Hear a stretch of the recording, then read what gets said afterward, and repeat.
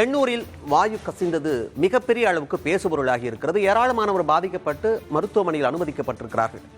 இந்த வாயு கசிவுக்கு என்னதான் தீர்வு என்பது குறித்து பெருஞ்செய்தி பகுதியில் விவாதிக்க இருக்கிறார்கள். நெறியாளர் விஜயன் அதை தொடர இருக்கிறார். சமூக செயற்பாட்டாளர் உதயகுமார் நம்மோடு கலந்து கொண்டிருக்கிறார். விஜயன், இனி நீங்கள் தொடரலாம். நன்றி மணிமாறன். இந்த பெருஞ்செய்தி அமர்விற்கு உங்களை வரவேற்கின்றேன். இந்த அமர்வில் நம்ம பேச போகிற தலைப்பு என்பது எண்ணூர் வாயு கசிவு என்னதான் தீர்வு, இந்த தலைப்பில் தான் நம்ம பேச இருக்கிறோம். வணக்கம் உதயகுமார். இதில் முதல் கேள்வியாகவே இது ஒரு பெரிய ஒரு அச்சம் மக்களிடம் கலந்திருக்கிறது, ஒரு பெரிய பாதிப்பு கூட அப்படின்னு சொல்லலாம். இந்த முதல் கேள்வி, தனியார் நிறுவனத்தினுடைய ரோல் பற்றி பேச வேண்டும். இதில் அவங்க கொஞ்சம் அலட்சியமாக இருந்துட்டாங்களா? நிச்சயமாக தனியார் நிறுவனங்களுக்கு ஒரு ட்ராக் ரெக்கார்டு இருக்குது. இவங்க எல்லாமே லாப நோக்கோடு இயங்கக்கூடிய நிறுவனங்கள். இதில் பாதுகாப்பு பற்றியோ அல்லது முன்னெச்சரிக்கை நடவடிக்கைகள் பற்றியோ இவர்கள் அதிகமாக கவனம் செலுத்துவதில்லை. ஏராளமான உதாரணங்களை நாம் சொல்ல முடியும், எடுத்துக்காட்டுகளை நாம் சொல்ல முடியும். ஒரு மிகச்சிறந்த எடுத்துக்காட்டு, கிட்டத்தட்ட 39 ஆண்டுகளுக்கு முன்னால் இதே மாதிரி ஒரு டிசம்பர் மாதம் நடந்த போபால் விஷவாயு கசிவு. இந்த யூனியன் கார்பைட் இந்தியா லிமிடெட் என்கிற அந்த நிறுவனத்தில் டிசம்பர் மாதம் 2ஆம் தேதி இரவு மீத்தைல் ஐசோசயனைட் என்கிற அந்த வாயு கசிந்து கிட்டத்தட்ட 5 லட்சம் மக்கள் நேரடியாக பாதிக்கப்பட்டார்கள். எத்தனை பேர் இறந்து போனார்கள் என்கிற எண்ணிக்கை இன்று வரைக்கும் தெரியவில்லை. 2 வாரங்களுக்குள் 8000 பேர் இறந்தார்கள், பின்னர் மேலும் 8000 பேர் இறந்தார்கள் என்றெல்லாம் சொல்கிறார்கள். இதுல ஒரு கவனிக்கப்பட வேண்டிய ஒரு விஷயம் என்னன்னா, 1976ஆம் ஆண்டு, அதாவது இந்த பெரிய விபத்து நடப்பதற்கு கிட்டத்தட்ட 8 ஆண்டுகளுக்கு முன்னால், 8 ஆண்டுகளுக்கு முன்னால் ஒரு விபத்து, பெரிய விபத்து அங்கே நடக்கிறது. அதை ஆய்வு செய்த உள்ளூர் பத்திரிகையாளர் ஒருவர் ஒரு அறிக்கையை வெளியிடுகிறார், ஒரு கட்டுரை எழுதுகிறார். அதிலே அவர் குறிப்பிடுகிறார், போபால் மக்களே விழித்துக் கொள்ளுங்கள், நாம் ஒரு எரிமலையின் அருகே வசித்துக் கொண்டிருக்கிறோம், வாழ்ந்து கொண்டிருக்கிறோம். இது நடந்தது 1976. 8 ஆண்டுகளுக்கு பிறகு இப்படி ஒரு பெரிய விபத்து நடக்கிறது. அது 8 ஆண்டுகளுக்கு பிறகு மட்டுமல்ல, 1982ஆம் ஆண்டு 4 முறை விபத்து நடக்கிறது, 83ஆம் ஆண்டு, 84ஆம் ஆண்டு, இப்படி வரிசையாக நடந்த பிறகு 84இல் the world's largest industrial disaster என்று சொல்லக்கூடிய இந்த போபால் விபத்து நடைபெறுகிறது. அப்புறம் சொல்றாங்க, சேஃப்டி சிஸ்டம்ஸ் மேல் ஃபங்க்ஷன் ஆச்சுது, அங்க நிறைய வால்வுகளும் பைப்புகளும் சிதைந்து இருந்தது, மோசமான நிலைமையில இருந்தது, நிறைய வென் கேஸ் ஸ்க்ரப்பர்ஸ் பாதிக்கப்பட்டிருந்தது, ஸ்டீம் பாய்லர்ல பிரச்சனை இருந்தது. திரு உதயகுமார், நீங்க போபாலோடு ஒப்பிட்டு நீங்க சொல்றீங்க அந்த விஷவாயு சம்பவத்தோடு. இந்த விஷயத்துல தனியார் நிறுவனம் எந்த அடிப்படையில் அலட்சியம் காட்டியிருப்பதா அந்த இடத்துக்கு நகர்றீங்க? ஆமா, அதுதான் நான் சொல்ல வரேன். அதாவது இப்போ நம்ம ஸ்டெர்லைட்டை பத்தி பார்த்தோம், காரைக்குடியில தமிழ்நாடு கெமிக்கல் ப்ராடக்ட்ஸ் கம்பெனி பற்றி நம்ம கேள்விப்படுறோம். இப்படி எல்லா நிறுவனங்களுமே இந்த பாதுகாப்புக்கு போதிய முக்கியத்துவம் கொடுப்பதில்லை. வரக்கூடிய பிரச்சனைகளை வரும்போது பார்த்துக்கலாம். இந்த டிசாஸ்டர் மேனேஜ்மெண்ட் கல்ச்சரும் நம்ம நாட்டுல ஒரு பெரிய சக்தி மிக்க ஒன்று, ஆற்றல் மிக்க ஒன்று அல்ல. எனவே தனியார் நிறுவனங்கள் மிக இலகுவாக, வெரி ஈஸி கோயிங் ஆட்டிடியூட், வரும்போது பார்த்துக்கலாம், அப்படி ஒன்றும் நடக்காது, நடந்தா பார்த்துக்கலாம் அப்படிங்கக்கூடிய ஒரு அணுகுமுறையோடு இது பாக்குறாங்க. இந்த இடத்துலதான் நான் 2வது கேள்வியும் நம்ம பேசலாம்னு நினைக்கிறேன். நீங்க கோடிட்ட அந்த பாதுகாப்பு குறைபாடுகளை இன்னும் கூட விரிவா பேசலாம்னு நினைக்கிறேன். எந்த அடிப்படையில, ஏன்னா பைப்லைன்ல கசிவு ஏற்பட்டதா சொல்றாங்க, அது எப்படி சரி செஞ்சிருக்கணும், அந்த பாதுகாப்பு முன்னெச்சரிக்கை நடவடிக்கை எப்படி இருந்திருக்கணும்னு நினைக்கிறீங்க? ஆமா, இப்போ திடீர்னு ஒரு நாள் இந்த பைப் லைன் மோசமா இருக்க முடியாது. அவங்க என்ன சொல்றாங்க, 3000 டன்ல இருந்து 8000 டன் அமோனியா நாங்க ஈரான் நாட்டுல இருந்தும் சவுதி அரேபியால இருந்தும் வாங்குறோம். அதை வாங்கி எண்ணூர் போர்ட்ல சேமிச்சு வைக்கிறோம் திரவ நிலையில். அங்கிருந்து அதை வாயு வடிவமாக்கி நாங்கள் கடத்தி கொண்டு வருகிறோம். அந்த பைப்ல தான் ப்ரெஷர் அதிகமா போச்சு. அப்போ அந்த ப்ரெஷர் டிராப்ங்கிறாங்க. அந்த ப்ரீ கூலிங் ஏற்பாடுகள் நாங்க பண்ணுவோம். 36 மணி நேரத்துக்கு முன்னாடி நாங்க இந்த ப்ரீ கூலிங் ப்ராசஸ் ஒண்ணு பண்ணுவோம். அந்த நேரத்துல ஏதோ நடந்திருக்கு அப்படின்னு இவங்க சொல்றாங்க. அப்போ இது ஒரு ஏற்றுக்கொள்ளக்கூடிய ஒரு விளக்கம் அல்ல. எதுவுமே நடக்காம இருக்கிறதுக்கு நீங்க அவங்க கவனமா இருந்திருக்கணும். இந்த ப்ராஜெக்ட் மக்கள் மிக அடர்த்தியாக வாழக்கூடிய ஒரு பகுதியில் இருக்குன்னா இது வந்து நீங்க முன்னெச்சரிக்கையோட இருந்திருக்கணும், முன்னேற்பாடுகள் கரெக்டா இருந்திருக்கணும், அதுல சேஃப்டி மெக்கானிசம்ஸ் பற்றி தொடர்ந்து ஆய்வு செய்திருக்கணும். இப்ப இந்த கோரமண்டல் இன்டர்நேஷனல் லிமிடெட் இப்ப என்ன சொல்றாங்க, ஒரு விளக்கம் சொல்றாங்க. ஆனா விளக்கம் வந்து இன்னைக்கு நல்ல வேளையா அது உரிய நேரத்துல கண்டுபிடிக்கப்பட்டது. கிட்டத்தட்ட அமோனியம் அந்த வாயுனுடைய அந்த இருப்பு வந்து கிட்டத்தட்ட 5 மடங்கு அதிகமா இருந்தது காட்டுல அப்படின்னு இப்ப கண்டுபிடிச்சிருக்காங்க. நிறைய பேர் கண் எரிச்சல், மூச்சு திணறல், நிறைய உடல் உபாதைகளோட கஷ்டப்பட்டு இருக்கிறாங்க. மருத்துவமனைக்கு கொண்டு போயிருக்கிறாங்க. 45 பேர் கொண்டு போனதா அமைச்சர் சொல்றாரு. சோ கிட்டத்தட்ட 3000 பேர் நேற்று முழுக்க ராத்திரி சாலையில கழித்து வாழ்ந்ததாக சொல்றாங்க. சோ இந்த மாதிரியான ஒரு நிலைமை வராமல் பாதுகாப்பதற்கு என்ன செய்திருக்கணும் அப்படிங்கறத பத்தி நம்ம விவாதிக்க வேண்டிய தேவை இருக்கு. நிச்சயமாக இந்த தனியார் நிறுவனத்தினுடைய மெத்தன போக்குன்னு தான் நம்ம சொல்ல முடியும். இது இந்த நிறுவனம் மட்டுமல்ல, கிட்டத்தட்ட எல்லா தனியார் நிறுவனங்களும் இந்த மாதிரி தான் இந்த பிரச்சனைகள் அணுகுறாங்க. உதயகுமார், இதுல நீங்க சொன்ன மாதிரி தனியார் நிறுவனத்திற்கு கூடுதல் பொறுப்பு இருக்கு. இப்படிப்பட்ட நிறுவனங்கள் வருகிற போது மக்கள் அச்சத்தை தெரிவிப்பாங்க. அப்ப அரசு வந்து நம்பிக்கையை கொடுக்கும், இல்ல பெரிய பாதிப்புகள்லாம் வராது, இங்க பாதுகாப்பு ஏற்பாடுகள்லாம் செய்யப்பட்டிருக்கு அப்படின்னு. எந்த அடிப்படையில் மக்கள் நம்புறாங்கன்னா அதற்கான அமைப்புகள் இருக்கு கண்காணிக்க. இப்ப மாசு கட்டுப்பாட்டு வாரியம் இருக்கு, தமிழ்நாடு கொதிகலன் இயக்குநரகம் இருக்கு, தமிழ்நாடு தொழிலக பாதுகாப்பு சுகாதார இயக்ககம், இப்படி பல அமைப்புகள். இதெல்லாம் நம்மளை இவங்க பார்த்துப்பாங்க, கண்காணிப்பாங்கன்ற நம்பிக்கையில தானே மக்கள் அனுமதிக்கிறாங்க இப்படிப்பட்ட தொழிற்சாலைகளை. இப்ப இவங்களோட ரோல் என்னவா இருக்கு, இவங்க என்ன செஞ்சிட்டு இருக்காங்க? நிச்சயமா இந்த அரசு துறை நிறுவனங்கள் தன்னிலை விளக்கம் கொடுக்க வேண்டிய ஒரு கட்டாயம் இருக்கு. மாசு கட்டுப்பாட்டு வாரியத்தை பொறுத்த வரைக்கும் நாங்க அதுக்கு வேற ஒரு பேர் வச்சிருக்கிறோம். எங்களுடைய ஆக்டிவிஸ்ட் சர்க்கிள்ல அதுக்கு வேற ஒரு பேர் வச்சிருக்கோம், அதுக்கு சொல்ல விரும்பல. இப்போ இந்த எண்ணெய் கசிவு ஒண்ணு நடந்து பாருங்க இந்த எண்ணூர்ல. அந்த நேரத்துல டிசம்பர் மாதம் 4ஆம் தேதியே மக்கள் கண்டுபிடிச்சிட்டாங்க. கிட்டத்தட்ட 20 சதுர கிலோமீட்டர் அளவுக்கு எண்ணெய் சிந்தி கடல் முழுக்க பறந்து கிடக்குது. டிசம்பர் மாதம் 4ஆம் தேதியே மக்கள் கண்டுபிடிச்சிட்டாங்க. ஆனா மக்கள் கண்டுபிடிச்ச பிறகுதான் மாசு கட்டுப்பாட்டு வாரியம் சீனுக்குள்ளே வருது.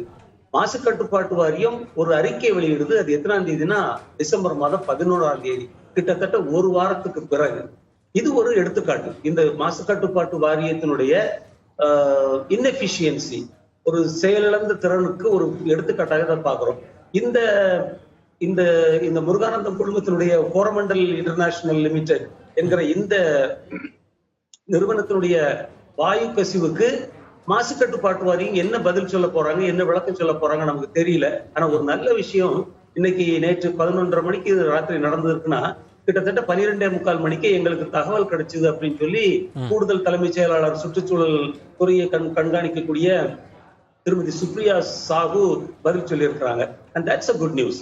கிட்டத்தட்ட ஒரு 2 மணி நேரத்துக்குள்ள அவங்களுக்கு தகவல் வந்து அவங்க பாதுகாப்பு அதிகாரிகள் எல்லாம் உடனடியாக இடத்துக்கு போயிட்டாங்க அப்படின்னு சொல்லியிருக்காங்க. அமைச்சர் மெய்யப்பன், சுற்றுச்சூழல் துறை அமைச்சர் மெய்யப்பன் அவர்களும் உடனடியாக அந்த ஆலை தற்காலிகமாக மூடப்பட்டிருக்கிறது அப்படின்னு அறிவிச்சிருக்கிறாங்க. அந்த ஆலை நிறுவனமே அந்த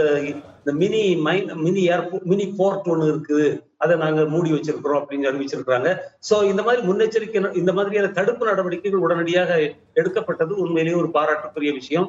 இந்த அரசு எந்திரம் இந்த மழை வெள்ள பேரிடர்கள் போலவே இந்த விஷயத்திலையும் உடனடியாக இயங்கி நிலைமையை கட்டுக்கு கொண்டு வந்தது பாராட்டப்பட வேண்டிய விஷயம். ஆனாலும் இந்த பிரச்சனை எழாமலே இருந்திருக்க வேண்டும், ஏற்படாமலே இருந்திருக்க வேண்டும். ஏன்னா பொதுமக்கள் அதிகமாக வாழக்கூடிய பகுதியில ஒரு தொழிற்சாலை கட்டியிருக்கிறோம்னா இது இந்த மாதிரி ட்ரையல் அண்ட் எரர் பேசிஸ்ல நம்ம இயங்க முடியாது. அந்த இடம் தான் ரொம்ப முக்கியமானது உதயகுமார். நீங்க அந்த புள்ளிக்கு நகர்றதுனால என்னுடைய 4வது கேள்வியே, அப்போ மக்கள் வாழக்கூடிய பகுதியில இது போன்ற தொழிற்சாலைகள் இருக்கு, இப்போ வாயுக்கள் கசிந்ததுன்னா அது பெரிய பாதிப்புகளை ஏற்படுத்தலாம். அப்படிப்பட்ட சூழல்ல நீங்க மக்களின் வாழ்வாதாரத்தை பாதுகாப்ப எப்படி உறுதி செய்யறது, குறிப்பா பாதுகாப்ப அப்படின்னா என்ன செய்யணும்?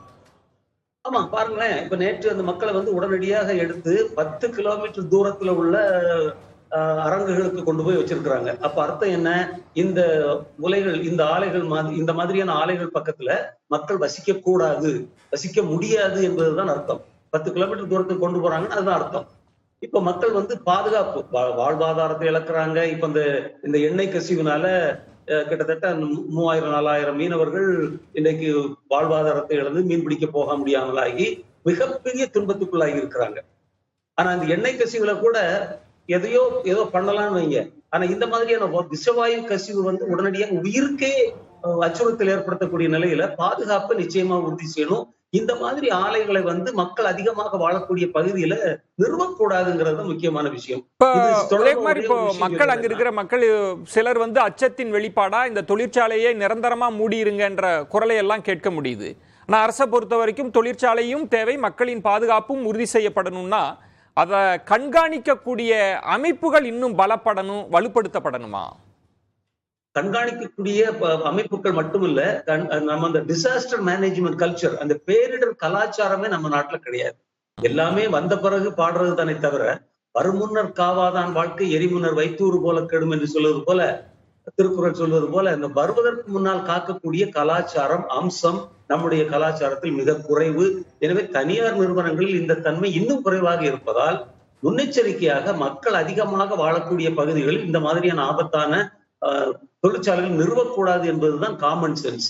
நான் ஏற்கனவே சொன்ன மாதிரி காரைக்குடியில உள்ள அந்த பெட்ரோலியம், தமிழ்நாடு கெமிக்கல் இண்டஸ்ட்ரி, அங்கங்கே ஸ்டெர்லைட், தூத்துக்குடி மாநகரத்துக்கு நடுவில் இருக்கக்கூடிய ஸ்டெர்லைட், கூடங்குளம் அணுமின் நிலையம், இப்படி பல்வேறு தொழிற்சாலைகளை மக்கள் அடர்த்தியாக அதிகமாக வாழக்கூடிய பகுதிகளை நிறுவுவது என்பது சுயசைடல். அதனாலதான் நம்ம சொல்றோம், இந்த மாதிரியான தொழிற்சாலைகளை எங்கேயாவது மக்கள் அதிகமாக வாழாத பகுதிகளுக்கு கொண்டு போங்க. சிப்காட் தொடங்குறோம். பெரும்பாலான சிப்காட் மக்கள் அதிகமாக வாழக்கூடிய பகுதியில் இருக்கு. மக்களுடைய செழிப்பான விளைநிலங்களை பாதிக்கக்கூடிய அளவில் இருக்கு.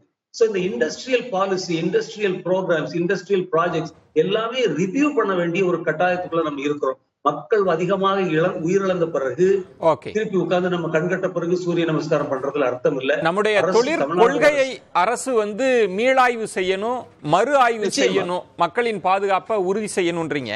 நிறைவே என்னோட 5வது கேள்வி என்பது இப்ப பாதிக்கப்பட்ட மக்கள் இருக்கிறாங்க. நம்ம ஒரு விபத்து நடந்து விட்டது, இது எப்படி தடுத்திருக்கப்பட்டிருக்கலாம், இதற்கான தீர்வு என்ன, இது பற்றியெல்லாம் நம்ம பேசுகிற போது பாதிக்கப்பட்ட மக்கள் அங்கு இருக்காங்க, அவங்களுக்கான நிவாரணத்தையும் பேச வேண்டிய இடம் இருக்கு. அவங்களுக்கு என்ன நிவாரணம் வழங்கணும்னு நினைக்கிறீங்க? இந்த சூழல்ல அரசு என்ன செய்யணும் உடனடியா? இது பழையபடி போபாலுக்கே போக விரும்புறேன். அந்த பகுதி மக்கள், நான் போபால் நகரத்துக்கு போயிருக்கிறேன், பாதிக்கப்பட்ட கிராமங்கள், அந்த பகுதிகள் எல்லாம் நான் பார்த்திருக்கிறேன். இன்றைக்கும் லட்சக்கணக்கான மக்கள் நோய்வாய்ப்பட்டு பல்வேறு உபாதைகளோட வாழ்ந்துகிட்டு இருக்கிறாங்க. எல்லோருக்கும் இந்த நிவாரணம் போய் சேரல. இந்த நிவாரணம் கொடுக்கிறது அது எல்லோருக்கும், பாதிக்கப்பட்ட எல்லோருக்கும் எல்லா விதத்திலும் கிடைக்காது. அதே மாதிரி உயிரிழந்த பிறகு என்ன நிவாரணம் கொடுக்க முடியும்? உடல் ஊனமுற்ற பிறகு, ஏராளமான நோய்களுக்கு ஆளான பிறகு என்ன நிவாரணம் கொடுத்து நம்ம அந்த மக்களுடைய வாழ்க்கையை இயல்பு வாழ்க்கைக்கு கொண்டு வர முடியும்? அது மிகப்பெரிய கேள்வி. இன்றைக்கு இந்த எண்ணெய் கசிவுல பாருங்க, நம்ம அரசாங்கம் 10,000 12,500 ரூபாய் அப்படின்னு சொல்றாங்க. 12,000 ரூபாய் வீடு இழந்தவங்களுக்கு. அந்த 12,500 ரூபாயை வச்சு எதுவுமே பண்ண முடியாதுங்கிறாங்க. அது பழுதுபட்ட படகுகளுக்கு 10,000 ரூபாய், அது பல லட்சம் விலை மதிப்புள்ள அந்த படகுகளுக்கு 10,000 ரூபாய் வச்சு எதுவுமே பண்ண முடியாதுங்கிறாங்க. இந்த கேஷ் காம்பன்சேஷன் உண்மையிலேயே ஒரு பதிலாக ஒரு நிவாரணமாக இருக்க முடியாது. மக்கள் அடையக்கூடிய துன்பத்துக்கு அளவே இல்லை. அப்ப அதுக்கு வேறு கேஷ் ரிவார்டு மட்டும் கொடுத்து அதை காம்பன்சேட் பண்ண முடியாது. எனவே இதை தடுப்பதுதான், வருமுன்னர் காப்பதுதான் இதுக்கு உசிதமான வழி. இப்போ இந்த பகுதி மக்களுக்கு நிச்சயமா வாழ்வாதார இழப்பு இருக்கும், வருவாய் இழப்பு இருக்கும், உடல்நல உபாதைகளுக்கு ஆட்படுவாங்க. குழந்தைகள் பாதிக்கப்பட்டுன்னா அவங்க நீண்ட காலம் அது இந்த பின்விளைவுகளால் பாதிக்கப்பட வேண்டியிருக்கும். இதை பற்றியெல்லாம் அரசு எந்த மாதிரியான ஆய்வுகளை செய்து மக்களை சந்தித்து கொடுக்க போறாங்கிறது எனக்கு தெரியல. இந்த வெள்ள நிவாரணத்தை நம்ம பார்த்துக்கிட்டு இருக்கிறோம். அப்படி பொதுவா எல்லாருக்கும் 5,000, 6,500, 6,000 ரூபாய், 1,000 ரூபாய் நம்ம கொடுக்கறோமே தவிர, குறிப்பிட்ட மக்களை பார்த்து அவர்களுடைய இழப்புகளை ஆய்வு செய்து அதற்கு தேவையான போதிய நிவாரணம் கொடுக்கறது கலாச்சாரம் இல்லை. அது மிகவும் கடினமான ஒன்றுங்கிறது எனக்கு புரியுது. எனவே இந்த உரியவர்களுக்கு, பாதிக்கப்பட்டவர்களுக்கு அந்த பாதிப்பின் தன்மைக்கேற்ப நிவாரணம் கொடுக்கப்படணும் அப்படின்றதும் உங்கள் பார்வையாக இருக்கு. தொழில் வளர்ச்சி எந்த அளவுக்கு முக்கியமோ அதே அளவுக்கு மக்களின் பாதுகாப்பு உறுதி செய்யணும். நம்முடைய அரசு தொழிற்கொள்கையை மறு ஆய்வு செய்ய வேண்டிய இடமும் இருக்கு அப்படின்னு சொல்லியிருக்கிறீங்க. நன்றி திரு உதயகுமார்.